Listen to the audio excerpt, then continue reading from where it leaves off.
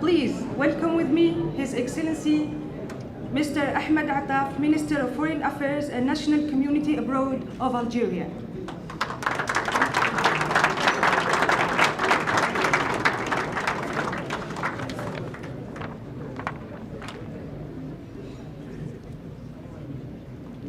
Honorable Ministers, Excellencies, dear ambassadors and permanent representatives, Excellencies, high officials of the United Nations, ladies and gentlemen, distinguished guests, good evening to all of you.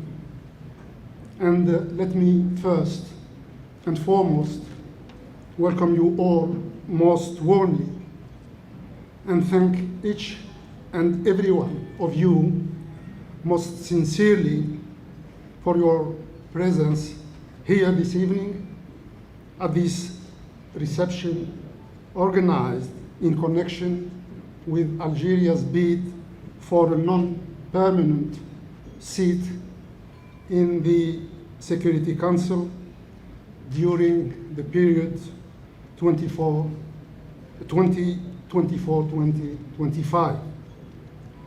Let me convey to you all equally the warm and deeply felt greetings and best wishes of President Abdelmajid Tebboune, who attaches personally great importance to the vital role of the United Nations and who has always been a strong advocate of the UN efforts aiming at fulfilling the mandate of our organizations in terms of promotion of human rights, preserving international peace and security, and advancing sustainable development.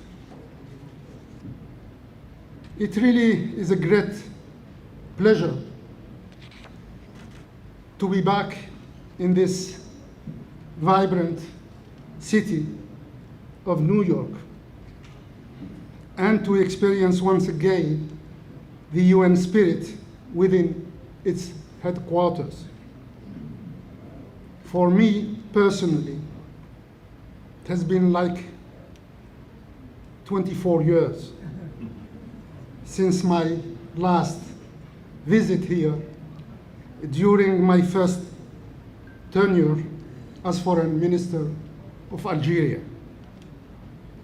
And I believe many things have changed since then. Among other things, it is clearly noticeable that the hopes placed in the United Nations have not weakened. They rather have become more insistent and more demanding. The threats facing the United Nations have not receded. They rather have gained in intensity, scope, and lethality. Many of the challenges that the United Nations used to be confronted with remain as they were decades ago. They were not met successfully, and rather, they have gained in acuity and complexity. Many consider that the United Nations has not risen up to their expectations, that it has not fully met their legitimate aspirations, or that it lacked the needed political will to fulfill its long-awaited promises. But in spite of all their deeply felt disappointments and frustrations, peoples around the world still turn to the UN as the beacon of hope and the everlasting depository of humanity's best common ambitions and aspirations. The people we serve, those referred to in the opening line of the UN Charter, we, the peoples, are indeed calling for the UN to act quickly, to act swiftly, and to act in a manner that is commensurate with the looming threats and challenges in order to save what could be saved before it is too late. Yet, we all know very well that the limits of the UN action or the scope of its inaction are defined by its member states, and that in some, the UN is the expression of the collective and agreed will of its member states. Therefore, it is up to the member states to rise to the challenges at hand and by recommitting to the purposes and objectives of the Charter, because the vision enshrined therein is still and will continue to be fully relevant and fully valid. Excellencies, ladies and gentlemen, Algeria continues to have great faith in the United Nations and in the multilateral system. It has always advocated for a stronger and more effective multilateralism, a multilateralism that guarantees equal sovereignty of all nations, equal security for all nations, and mutually beneficial interdependence in favor of all nations, and a multilateralism that is genuinely underpinned by the principles, values, and ideals of which the UN Charter draws vigor and inspiration. The confidence of my fellow citizens in the UN and their attachment to its role take roots in the history of Algeria itself. In fact, many historical landmarks of Algeria feature and explain this special bond to the UN and this unique and emblematic journey that started back in 1956 when the issue of Algeria's decolonization was put on the UN General Assembly's agenda. Many other milestones followed this major event. The admission of Algeria as a full member of the UN on October the 8th, 1962, few months after gaining independence. The oath we took on that solemn occasion to spare, and I quote, no effort towards strengthening the authority and effectiveness of our organization. The role that my country played later in the fight against colonialism in Africa and beyond, as well as its role at the vanguard of the Third Worldist movement for restructuring global affairs in the post-colonial era. All these historic developments have converged in shaping the identity of my country's foreign policy. They have also nurtured its unwavering commitment to take its fair share of the burden of achieving the goals set out in the UN Charter and to contribute resolutely to the global efforts aimed at ensuring a better future for all mankind. In the wake of this track record, of which it takes a legitimate pride, Algeria conducts nowadays a diplomacy for peace in its neighborhood and beyond, working in close coordination with the United Nations and the regional organizations, notably the African Union and the League of Arab States. In this context, Algeria has focused its presidency of the 31st session of the Arab Summit on promoting the inter-Arab cohesion, the Palestinian reconciliation, as well as reviving the peace process in the Middle East, with the stated goal of contributing to the achievement of a just and lasting solution to the Arab-Israeli conflict on the basis of the relevant UN resolutions and the provisions of the Arab Peace Plan of 2002.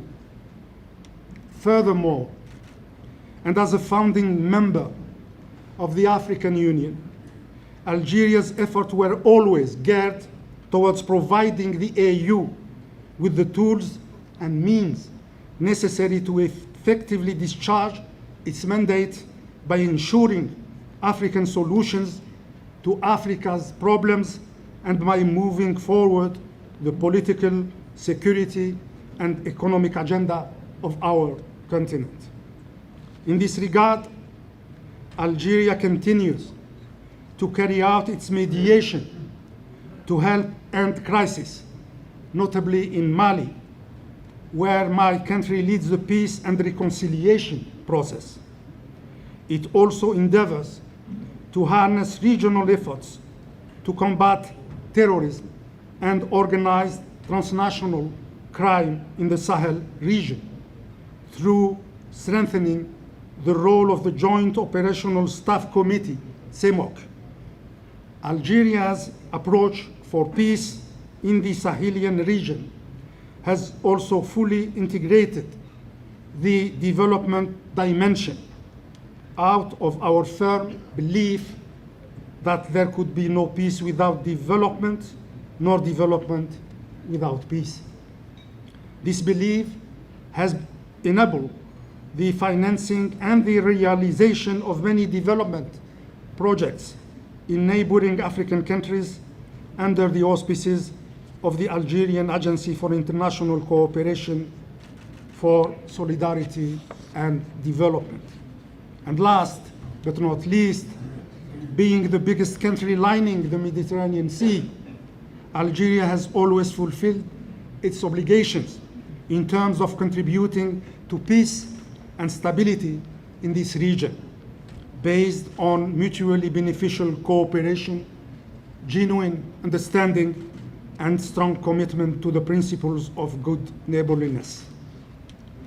Excellencies, ladies and gentlemen, Algeria's candidature to serve as a non-permanent member in the UN Security Council is a natural extension of all these commitments to international cooperation for the sake of building a peaceful, stable, and prosperous global order.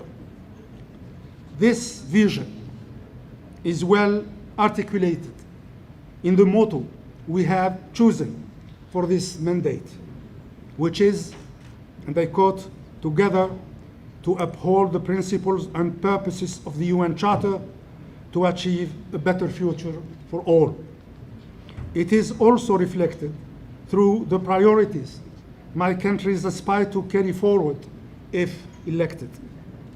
These priorities evolve around the following beliefs and commitments: promoting peaceful settlement of conflicts, consolidating partnerships and the role of regional organizations, moving forward the Women, Peace and Security, WPS, agenda, and providing an additional momentum to the international fight against terrorism.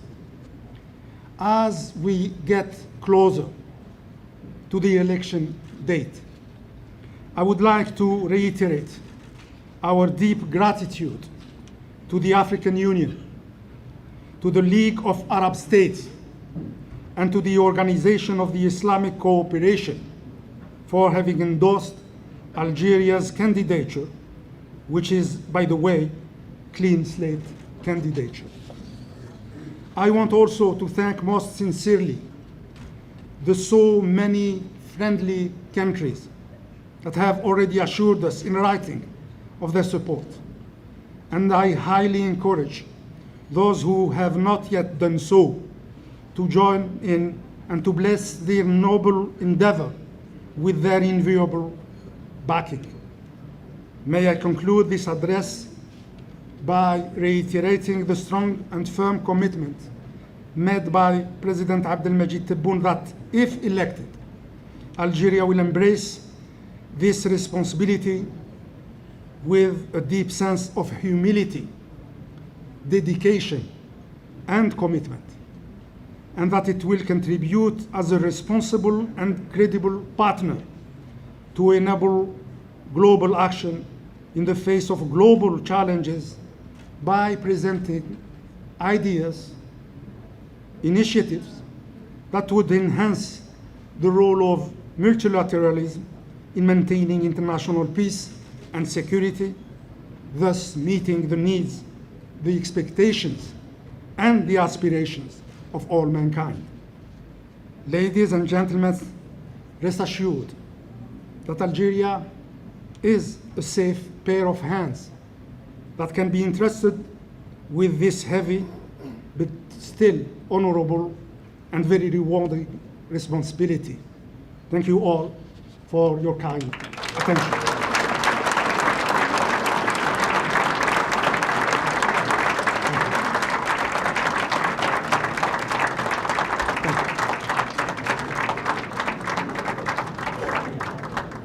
And now enjoy the Algerian meals.